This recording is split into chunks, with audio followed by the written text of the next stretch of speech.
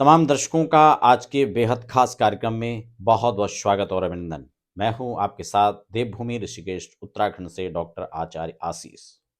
आज हम वास्तु के इस एपिसोड में बात करने जा रहे हैं द्वार वेद को लेकर के।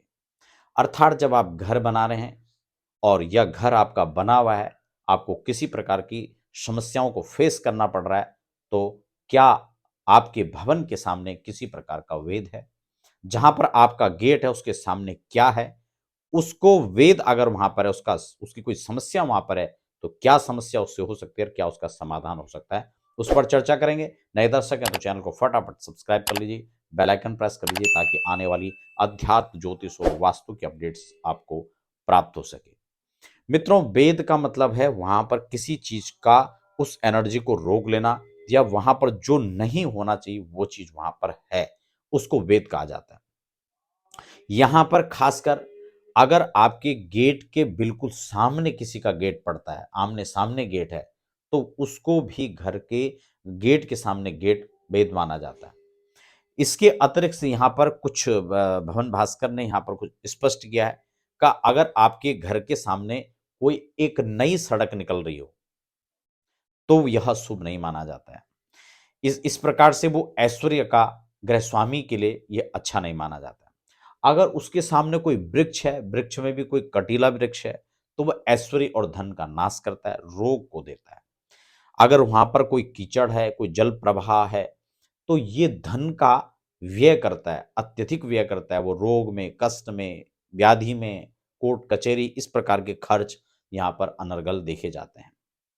संतति की कई प्रकार से कई बार ऐसा भी होता है कि उनके अंदर कोई व्यसन की चीजें वो स्वीकार करने लगते हैं और फिर वो धन खराब होने लगता है।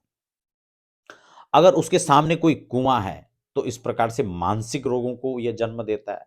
ये व्यक्ति को मृगी है या जो मन से संबंधित जो समस्याएं, आपके स्ट्रेस आज के समय आप कह सकते हैं, तो वो यहाँ पर जो है देता है।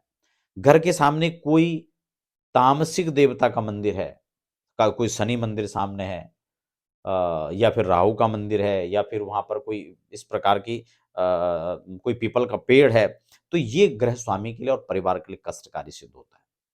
घर के सामने कोई खंबा है, तो वो घर की स्त्रियों को दोष उत्पन्न करता है, स्त्रियों में दोष करता है। गृह स्वामी के लिए ये परेशानी का कारक होता है, कलह होता है, कलेश होता है।